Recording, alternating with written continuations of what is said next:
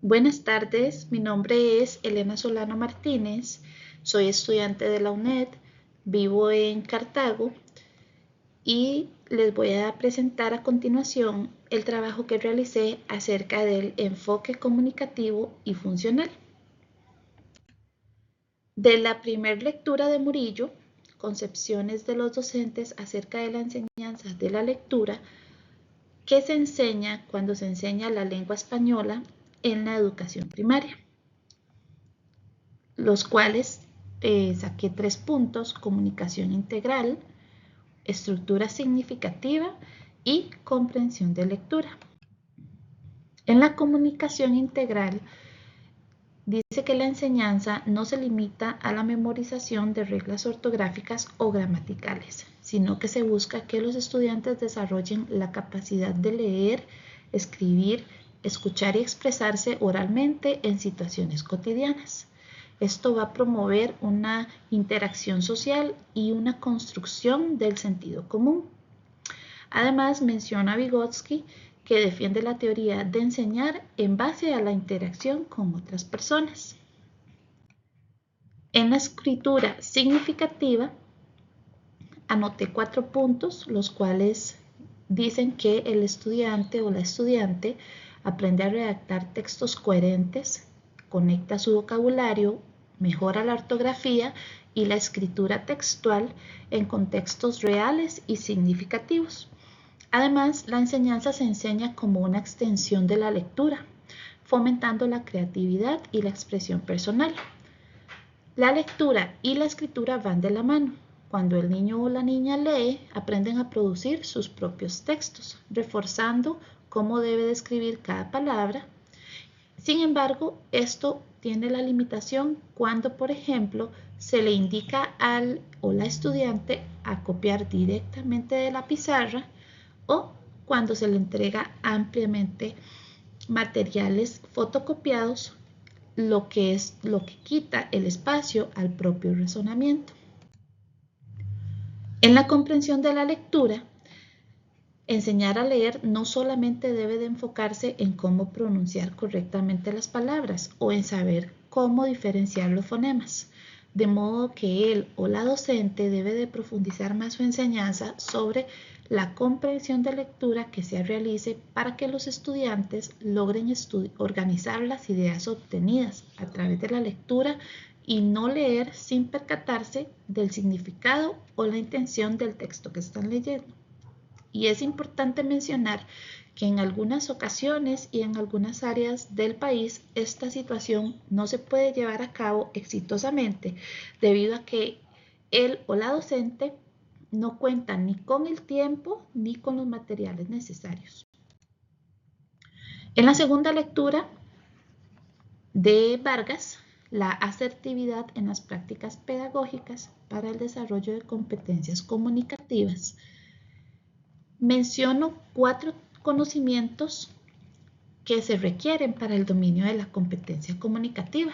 El primero es el conocimiento lingüístico, que es el dominio de la lengua como tal. El estratégico, que es un mecanismo de apoyo para una comunicación fluida y eficaz. El sociocultural, que se enfoca en la cultura y la sociedad que rodea el lenguaje. Y el conocimiento textual, que se refiere a la habilidad de comprender y producir textos.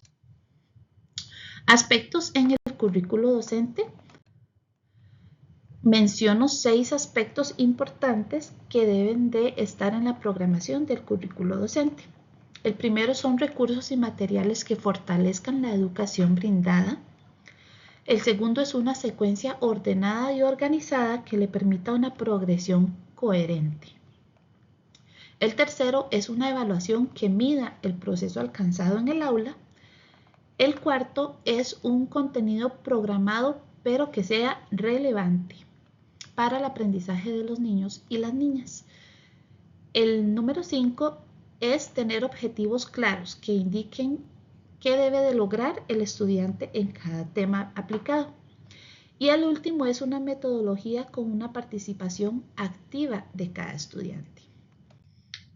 A continuación, les explico los 2 tipos de enfoques que existen En este tema que estamos estudiando, el enfoque gramatical es un enfoque que sigue más las reglas, que es importante también seguir las estructuras formales del lenguaje, en el cual normalmente para fortalecerlo se utilizan dictados, como por ejemplo.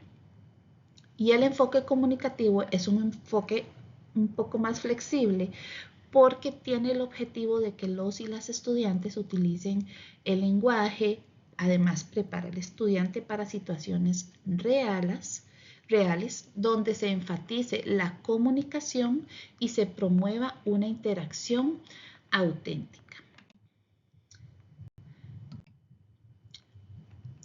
En esta diapositiva les muestro la neurociencia y sus dos conjuntos.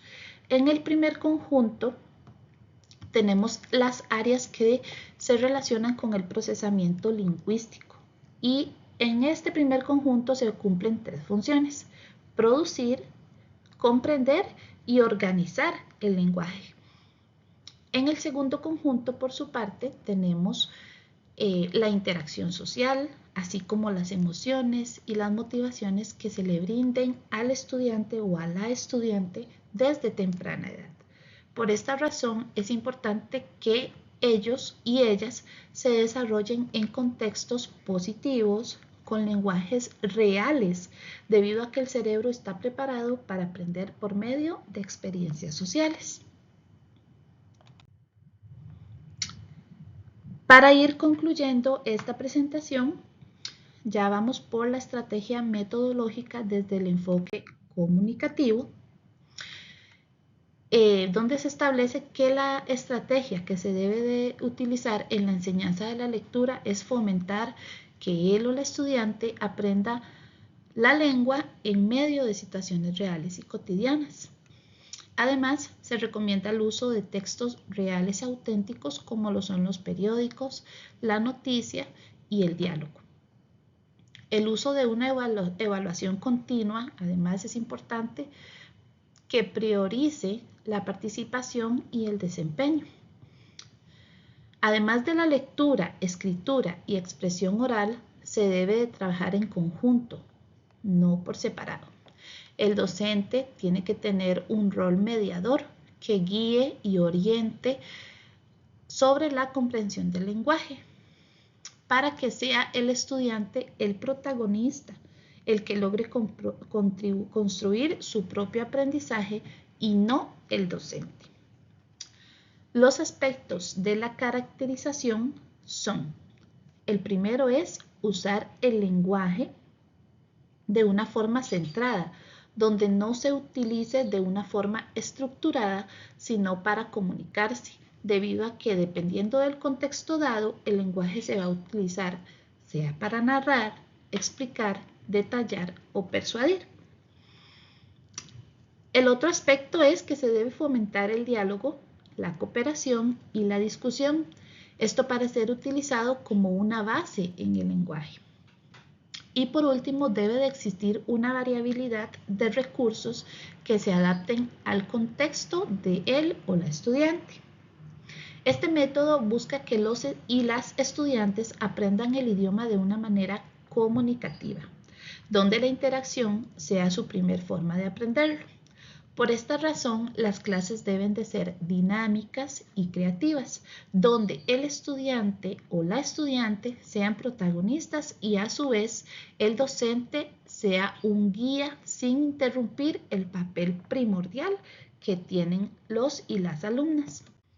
Para concluir, se entiende que la enseñanza va más allá de una estructura o un enfoque, porque el aprendizaje debe de ser un proceso social donde los educadores se comprometan con una enseñanza innovadora y diversa. Además, se debe de comprender que la escuela no solamente es un centro de enseñanza, sino por el contrario, es un lugar donde se unen la pedagogía, la neurociencia y la relación y comunicación para trabajar en formar futuros adultos capaces de pensar, analizar y comprender situaciones cotidianas en un mundo totalmente cambiante. Muchas gracias.